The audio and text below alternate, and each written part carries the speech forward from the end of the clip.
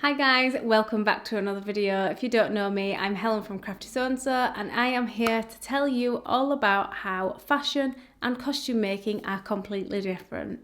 So if you don't already know, I was a costume degree student for 3 years. I do have a degree, I've not done anything with it since. Not really discovered that it was the field I wanted to go to in the end, but I loved the 3 years I did. So I have had a couple of questions about that in general, and somebody wanted to know why fashion and costume are different and if they even are in the first place. So I thought I'd put together this helpful little video so you can understand whether fashion and costume are different and why, especially if you are looking to go to university, go to a course, or even join a group that, does these kind of things, and if you want to do fashion or costume or both. So let's get into it. So the first one on the list is seam allowances.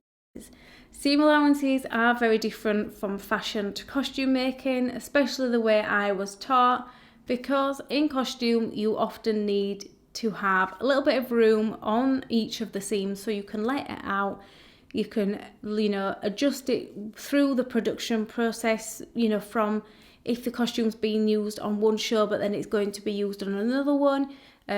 You might have more than, it might change that the actor or actress at the very last minute has to be changed, so then they might need to let the costume out to allow for that.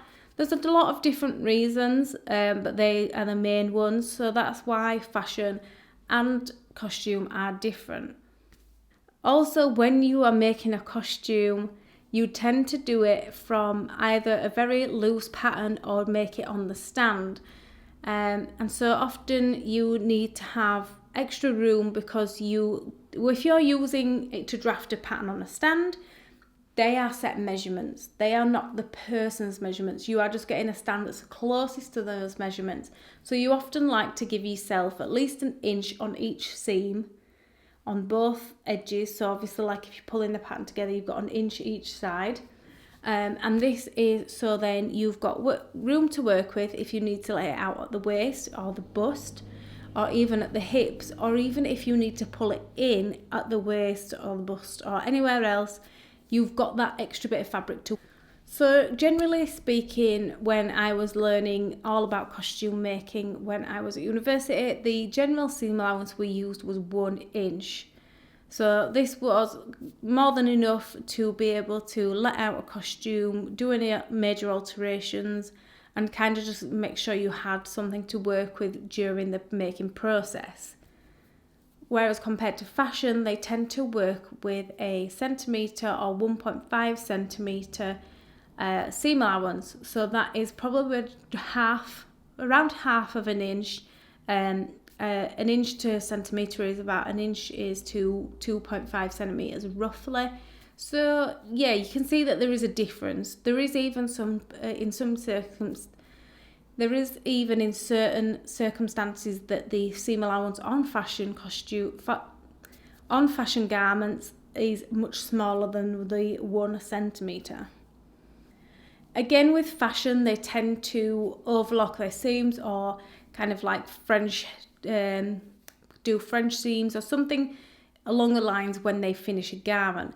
And I'm not saying they don't do that in costume, but they don't kind of finalise their seams as much. They will make them neat, they will put in linings, but all these things are a bit more loose, so you can, quickly adapt this costume if you need to fit another person. This won't always be the case in costume. Obviously, there'll be certain things like in period films where they will make it exactly for that actor or actress.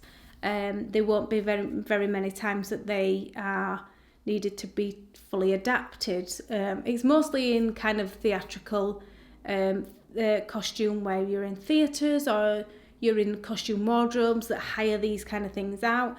There is where you might find more seam allowance still left in the garment, ready to be adapted at a later date. Fashion is very much based on set sizes, so there isn't really much movement or room for individual people. You go into a shop, a size 14 is a size 14. Yes, they change from store to store, but generally within that store, a size 14 is a size 14 everywhere. So there's not really that much movement, you know, if you've got a fuller bust or a smaller waist or even larger hips or anything like that, anything, you know, longer legs for even, there's not much movement for you specifically, where in costume there is. Number 2 on the list is fabrics. So costume fabrics tend to be a bit more durable. They tend to be of a certain set of fabrics, because a lot of the time, obviously talk about historical costumes specifically, they often need to be exact or as close as they can be to the original time period, to the original fabrics that were made out of, and things like that. So historical costumes are a lot more strict on what fabrics are used. They often can be very inventive with how they create those fabrics, or how they get hold of them, or how they even distress them to make them look original to the time. For me, we often worked with a lot of natural fabrics. You tend to find a lot of like wools being used, because these were all fabrics that were around at the time, especially on historical costumes. You used things that were very naturally made. So cotton was a big one, wool was a very popular one. We used a lot of silk and a satin. So these kind of things that were a bit more commonly found, commonly made, commonly kind of around at those times, depending on obviously the period you're setting it in. But yes, these were fabrics that you would find at those times and within the costume industry. Theatrical performance costumes, which are a bit more like Cirque du Soleil, or things that are not set in a specific time period, or if they are, they're a loose time period because they're an interpretation of that time. They can often be made from different fabrics to whatever the designer and the costume maker feel is correct, that works well, that drapes well, the colours are well, all these kind of things. But if you speak in historical costumes, then you tend to go for more natural fabrics, richer fabrics that were available at that time.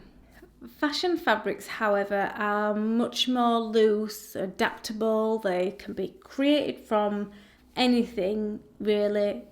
Obviously, within the last however many years, we've been very creative of how we make things, how we recreate things, and recently how we are recycling things.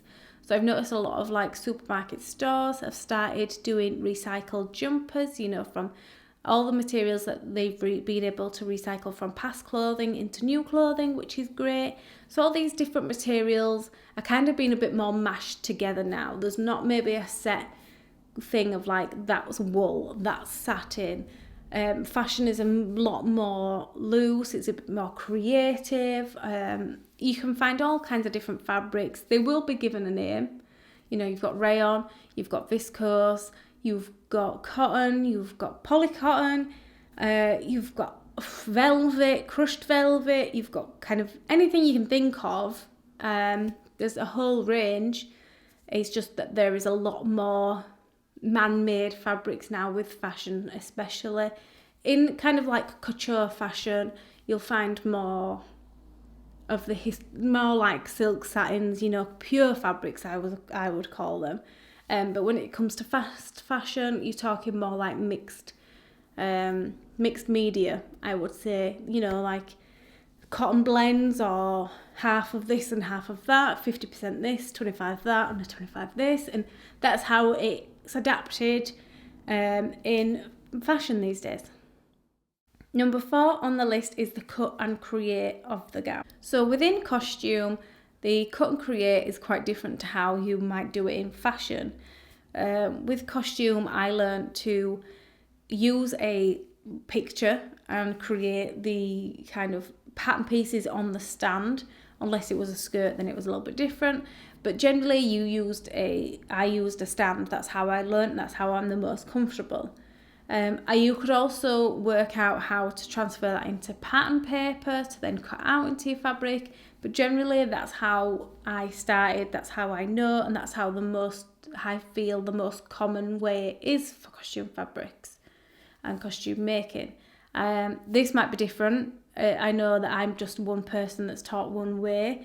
This might be different for a lot of other people within the industry. Everybody's got their own way and unique techniques. So there's no set way of how you actually create a garment within costume making. Fashion cutting and creating of a garment is quite different. I think it's more like it's designed on it's drawn up by somebody, a designer. It's then transferred into trying to make a pattern from that. It's then put into like a software, CAD, I think they call it, onto a computer, and then they will create the sizes, print it out, test the pattern. They often test it in all sizes and materials, so then when it comes to the actual pattern that they put out or the garment they put out, they know that that's the right mix of, fabric and sizing and everything else.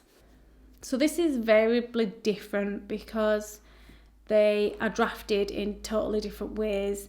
Obviously, I don't know the full fashion background. I've never been to fashion college or anything like that. I didn't work in any kind of fashion house, nothing. This is just what I've managed to find out, research, and what I imagine goes on. So this is just what I have found out, basically. This is my interpretation of the industry. But yes, they are still very different. There's still very much different processes to go through. A lot of the time in a fashion workspace, you'll be thinking about different fastenings, different materials.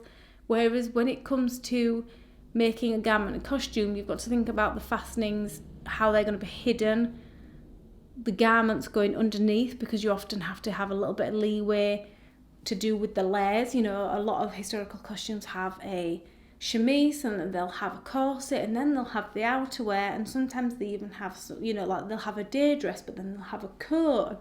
These kind of things, you have to have some allowances for the fit, and that comes with the drafting as well. So the fourth and final one on the list is fastenings. So fashion and costume in this area are very, very different, and for obvious reasons. When it comes to historical costumes specifically, they often need to be historically correct. So they can't be using zips because they weren't created in the time. So the modern zipper as we know it was actually created and designed in 1913. So they weren't really like... Oh yeah, and then it's 1917. Okay. So they came around earlier than I thought, but still they were, if you're looking at anything before that time, I don't even think they'll have introduced them much around that time. There'll have been just certain things that got to use them. I don't feel like they were very commonly used much later on, especially because they'll have been they'll have been a high cost item. They won't have been able to just be around and produced for any person, because they'll have been so expensive that not everybody will be able to use them in their garments or even know how to use them in their garments. So yes, fastenings are very much different for historical costume because they need to be hidden a lot of the time. They need to be historically correct, and they need to be made in a way that they fit, obviously, with the garment itself. So when I was at university, our most popular was a hook and eye, because you can hide them. We used eyelets. Eyelets were very popular because we used them for bodices, corsets, obviously on the back of corsets. We also used them in a Jacobean ghost costume that we made, and that hooked the shorts, like the trouser part, to the jacket itself. So there was like flaps of the jacket that lifted up, and then you had like a channel of eyelets going through, and that's how you like kind of created the hold up of your trousers, basically, so they didn't fall down. I'm trying to think of any other fastenings that we really used, but they were the most common ones because obviously you didn't do zips. Not very often buttons either. Buttons weren't as popular. You did covered buttons sometimes on certain things depending on the era, and depending on the costume itself. Not all of them require that. So all these things you kind of have to take into account when you're making a costume, especially historical costume. And then when it comes to fashion, obviously you can use anything you want. Because it's a modern time, because there's no strict rules on how you dress and how you make something, you can make it as wild as you want or as plain as you want. Fashion is very much an interpretation of how you feel as a person and how you want to present yourself and how you look. So yeah, you can use anything from zips, buttons, covered buttons, hooks and eyes if you really want to, ties, anything. You can use anything that you want. Obviously more commonly used is zips and buttons for high street fashion. You know, if you're buying something, the zips and buttons are the most popular. I have seen recently like a quite popular thing of like a little like lace up front. Not my thing, but that's something that's been popular recently. But yeah, so fastenings can be wildly different. Velcro is also one that they don't use in historical costume, especially if it's in like a film. They won't use it in a film. That's very much like, because you can't hide that. They might use Velcro if you are doing a theatre performance and you need to do a quick change, and Velcro is the only way to be able to do a really quick change. They tend to do that a lot in Panto. Panto is a great one for things like quick changes or alternatives fastenings, because they need to be able to get in and out really quick. So yeah, Velcro is a really good one for that. What else? I'm trying to think. But yeah, so things like that you've got to take into account. If you are going down the historical costume route, you want to take into account the era that you're working in and how they actually fastened their garments, how they looked, how they were presented. Even think about the classes. Obviously, certain classes will have a higher standard of clothing. Lower classes will have a lesser standard of clothing. All these things you've got to think about. And yes, fastenings are very important. I hope you've enjoyed this video. I hope this has given you something to think about. Make sure you check out my other videos on what it was like for me to be a historical costume student, and I'll be doing plenty more in the series for you to watch and catch up on what I know and why I know it. So if you've enjoyed this video, make sure you like it, subscribe to my channel, and I'll see you in the next one. Bye. Specifically if you're talking anything before, you know, the 50s. Zips weren't around. I don't know even know if they were in the 40s. I'm going to check now. Were zips around in 1940?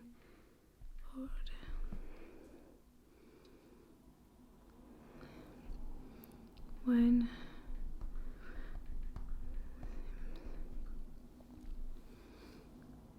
oh my god, really? Oh no, that's zips. This will tell us.